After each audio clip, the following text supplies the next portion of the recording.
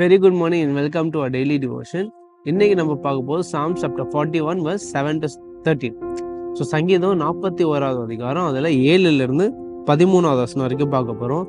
So இந்த சங்கீதம் நம்ம நேற்று பார்த்தது எப்போ டேவிட் வந்து சிக் டேவிட் வந்து அவருடைய எதிரிங்கெல்லாம் என்ன பண்ணுறாங்க, அவர் மேலே க்ளோஸாக பார்த்துட்டே இருக்காங்க, அவரை பிட்ரே பண்ணுறது.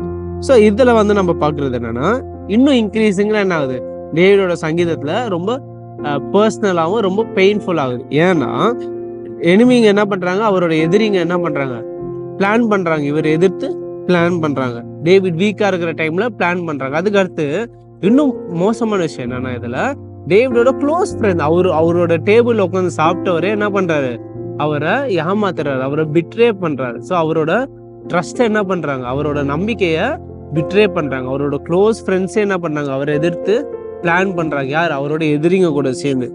ஸோ அதை தான் என்ன பண்றாரு டேவிட், அதை தான் சோகத்தோட கஷ்டத்தோட சொல்லிக்கிட்டு இருக்காரு இந்த சங்கீதத்துல. இதெல்லாம் சொல்லிட்டு அடுத்து டேவிட் வந்து என்ன பண்றாரு, இறுதியில ஆண்டவர்கிட்ட இதை எடுத்துட்டு போறாரு. ஸோ இதுல வந்து நம்ம ஃபோக்கஸ் பண்ண போற வேர்ஸ் வந்து verse 9.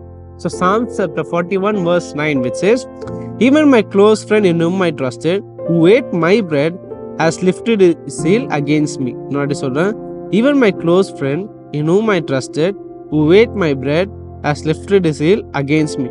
ஸோ இதுலேருந்து நம்ம எடுக்க போகிற டேக்அவே என்னன்னா, ஃபஸ்ட்டு நம்ம என்ன புரிஞ்சுக்கணும்னா, இந்த மாதிரி பிட்ரேயல் வந்து ரொம்ப கஷ்டமான விஷயம். அதாவது யாரோ நீங்கள் நம்பின ஒருத்தவங்க வந்து உங்களை ஏமாத்துறது, இல்லை குடும்பம் ஃபேமிலி மெம்பர்ஸாக இருக்கலாம், இல்லைன்னா உங்கள் க்ளோஸ் ஃப்ரெண்டாக இருக்கலாம், இல்லை ஃபேமிலி ஃப்ரெண்டாக இருக்கலாம்.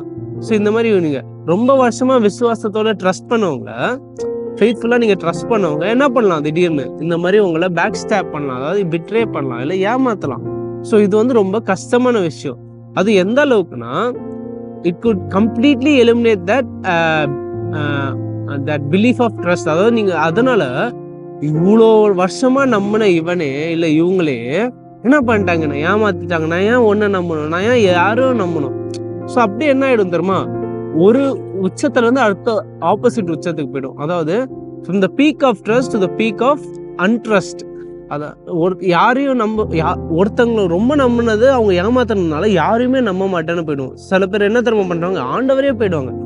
ஏன் உங்களை நம்பணும், நீங்களே ஏமாத்திட்டீங்க, யாரையும் நான் நம்ப மாட்டேன், ஆண்டவரையும் நம்ப மாட்டேன், உங்களையும் நம்ப மாட்டேன், எவனையும் நம்ப மாட்டேன்னு சில பேர் போயிடுவாங்க. ஸோ அந்த ஆட்டிடியூட் பத்தி தான் நம்ம இன்னைக்கு பார்க்க போறோம். ஸோ ஒரு எக்ஸாம்பிள் எடுத்துக்கோங்க. பெஸ்ட் எக்ஸாம்பிள் யாருன்னா ஜீசஸ் தான். ஏன்னா நம்ம நினைச்சே பார்க்க மாட்டோம். ஆனா நம்ம நீங்க யோசிச்சு பார்த்தீங்கன்னா, நம்ம பட்ட எல்லா எமோஷன்ஸும் நம்ம பட்ட எல்லா கஷ்டமும் ஜீசஸ் பட்டு இருக்காரு. அதுக்கும் 10, 20, 30, 40, 50 மடங்கு சொல்ல முடியாது, எக்ஸ்போனென்ஷியலா மோர்.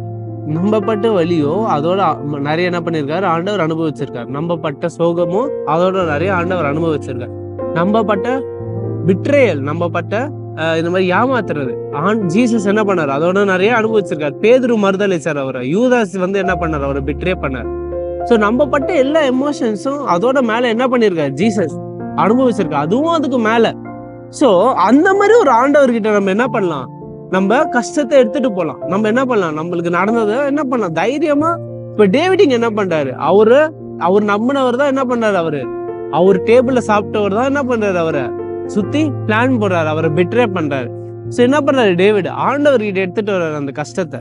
ஸோ நம்மளும் என்ன பண்ணலாம், அந்த அன்ட்ரஸ்ட் வதி ஃபுல்லா யாரையும் நான் விசுவாசிக்க மாட்டேன், நான் எதுவுமே யாரையும் நம்ப மாட்டேன், இனிமே என்ன பிரயோஜனம், இவரே ஏமாத்திட்டாருன்னா நீங்க யாரு, அந்த மாதிரி ஒரு ஆட்டிடியூடு போகாம நம்ம என்ன அப்சர்வ் பண்ணோம்னா, இங்க டேவிட் கிட்ட இருந்து அவர் எடுத்துட்டு போறாரு. யாருக்கிட்ட எடுத்துட்டு போறாரு, ஆண்டவர்கிட்ட எடுத்துட்டு போறாரு. ஏன்னா நம்ம மனிதர்கள் எவ்வளவு வாக்கு மாறினாலும் மாறுவாங்க தான், ஆனா ஒருத்தர் எப்பவுமே அவர் வாக்கு மாற மாட்டார். எப்போ, ஆபிரகாம் கிட்ட இருந்து இது வரைக்கும் அவர் கொடுத்த வாக்கு எப்பவுமே என்ன பண்ணியிருக்காரு, ஆண்டவர் வாக்கை காப்பாத்திருக்காரு.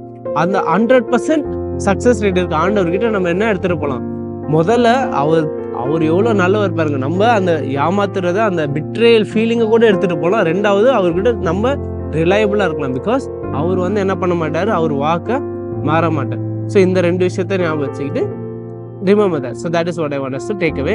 ஒரு சின்ன prayer. Our loving Heavenly Father, thank you for this reminder through David that Lord, you are our Lord first of all, who is always faithful, Lord, that even though people may not be faithful, even though people may betray, even though people may lie, Even though people may steal, Lord, that Lord, you are always reliable and that you are always faithful and that you are always truthful, Lord. Thank you for this reminder, Lord. And Lord, thank you for being so loving that you are always there, willing to listen to our cries and listen to our lament when we go through phases of betrayal and when we go through phases of deceit, Lord. Thank you for being so graceful to us, Lord, and thank you for being so loving, Lord. All of this in Christ's name I pray. Amen.